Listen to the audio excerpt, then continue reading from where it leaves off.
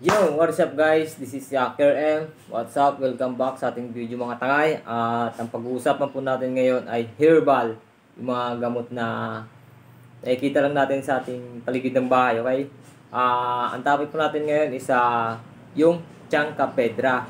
Or kilala, parang di siya kilala sa or konti lang nakakilala sa halamang gamot na ito. Ito po ay tumutubo lamang sa mga gilid ng bahay or sa mga gilid ng kalsada, mga ganon.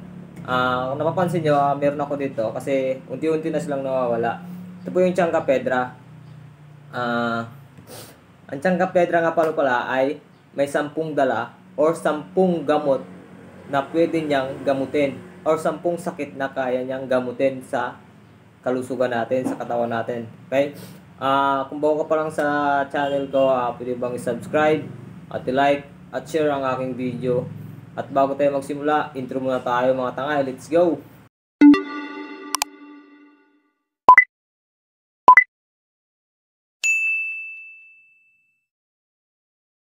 At so, ayun na nga mga tangay, no? This is Kier M, nagbabalik. Ngayon, simulan na po natin ang ating topic. Ang 10 benefits na nadadala ng Chancapedra or mas kilalang sampasampalukan. Okay? Ang sampasampalukan po ay isa siyang uri lang na para siyang sampalok, pero yung mapapansin nyo, yung bunga niya is nasa ilalim ng dahon niya. Okay? So, ang Chancapedra nga po pala, or sampasampalukan, ay ginagamit sa mga tsaa, capsule, or tabletas. O, di ba, di mo akalain na yung halamang gamot pala nito ay ginagamit or hinahalo sa isang capsule or sa mga tsaa. Di ba, guys? Ang galing. So, ang sampasampalukan nga po pala ay gamot din sa mga ulcer at sa iba pang mga part ng liver or digestive system natin. Okay? Disclaimer lang po. Nagsimula na ako, wala pa akong disclaimer.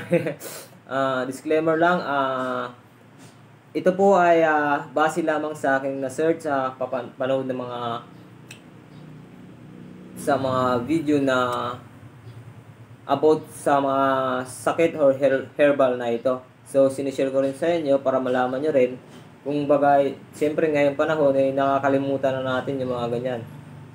Diba?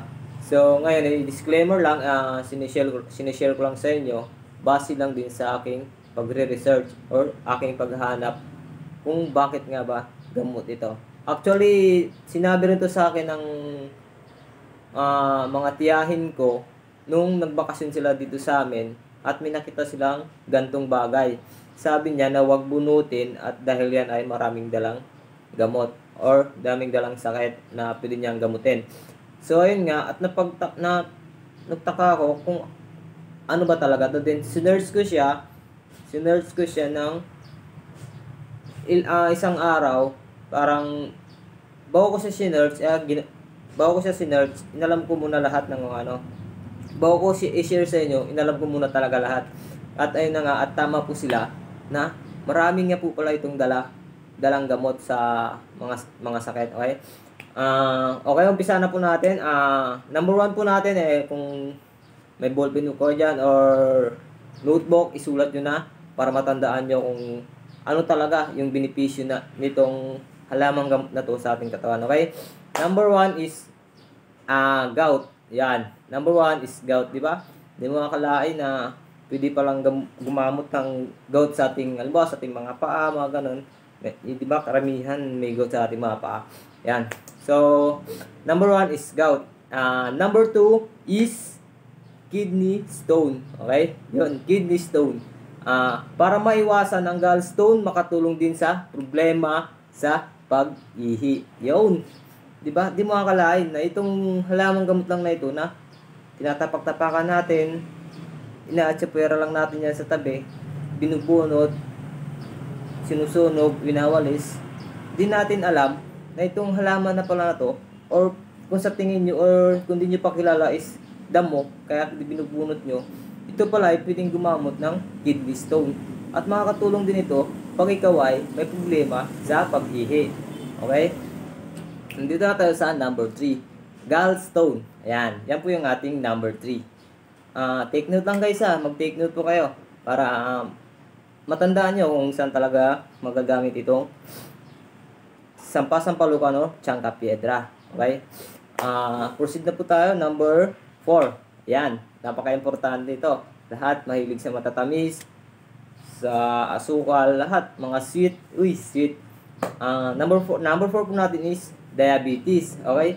Yun, di ba? Na itong halaman, gamot din sa diabetes. Okay? Then, proceed po tayo sa high blood. Number 5, high blood pressure. Magagamit rin po natin ito sa pagtaas ng ating dugo. Yan. Magagamit niya rin po ito para panatiliin yung pagbaba or pagiging normal ng ating dugo. Okay? Yan po ang ating number 5. Number 6 po natin is liver disease. Yan. Di ba? Ito. Grabe talaga ka. Ito, paunti-unti na silang nawawala. Kaya nagtago ako nito ng isang piraso para pag itatanim ko siya. Bali, ilang araw na po yan dito sa akin. Okay? Number 7. Hepatitis. Yun. Take note guys ha. Kailangan isulat niyo yan. Hepatitis ang ating number 7.